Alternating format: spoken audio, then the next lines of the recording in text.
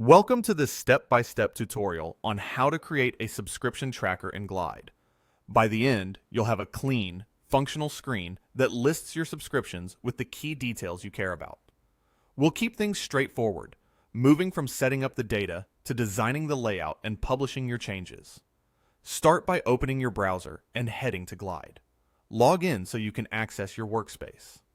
Once you're in, open the app you want to edit.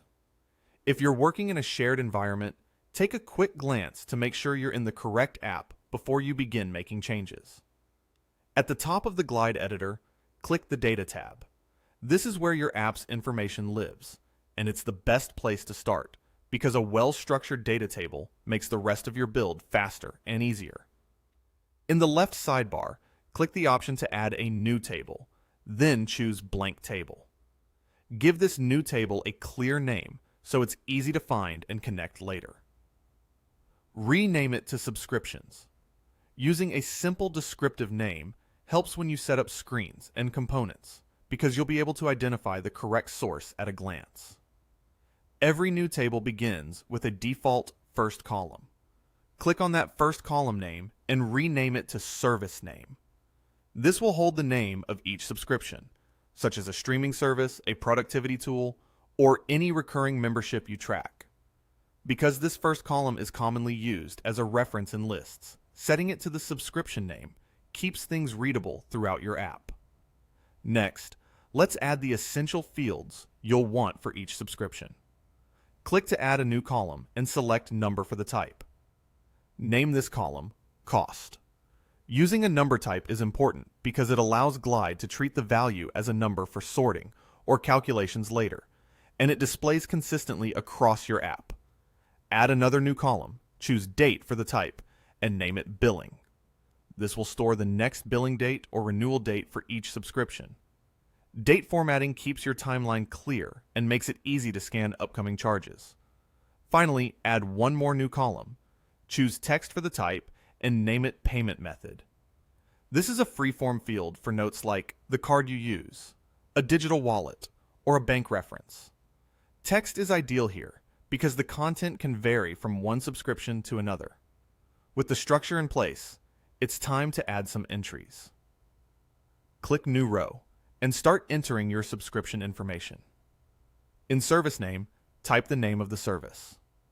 Enter the cost as a simple number, the billing date using the date picker, and a brief note in Payment Method.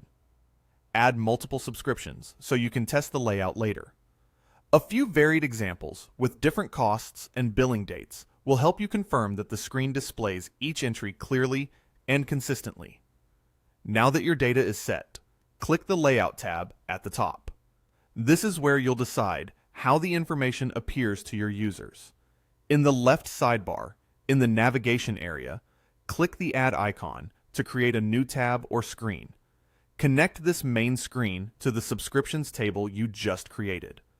If you already have multiple screens, make sure you select the one that points to subscriptions so the list you're about to design pulls from the right place. Look over to the right sidebar and choose a layout style that fits your needs. Glide offers several options to display collections of items, and each has its own look and feel. Pick a style that makes the names, dates, and costs easy to scan.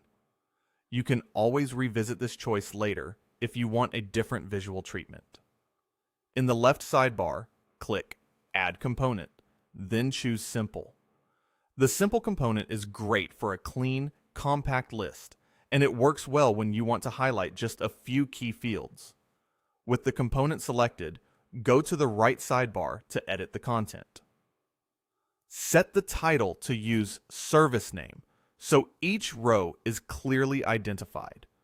For the subtitle or supporting text, you can display Billing to surface the next charge date or payment method, if you prefer to see how each subscription is paid.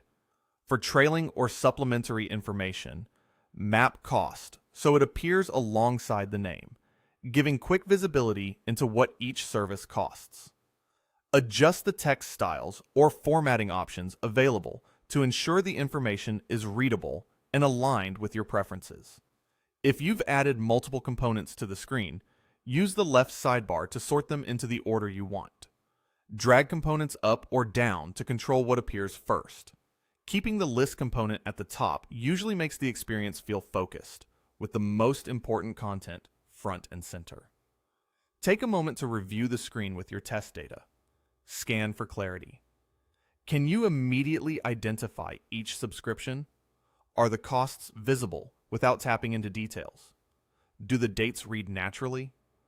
Small tweaks here, like switching which field appears as a subtitle, can make a big difference in day-to-day use. When you're happy with how everything looks, go to the top right corner and click Publish. Publishing saves your changes and makes the updated screen available to your users. It's a good practice to check the live view on a phone or a smaller browser window after publishing, so you can confirm that the text wraps nicely and the most important details stand out. That's it. You've created a subscription tracker in Glide by setting up a dedicated table, defining clear columns for the key details, entering sample rows to test, designing a simple, scannable layout, and publishing your work.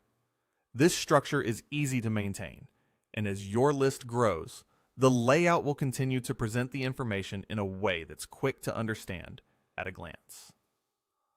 Thank you for watching this step-by-step Glide tutorial on how to create a subscription tracker in Glide.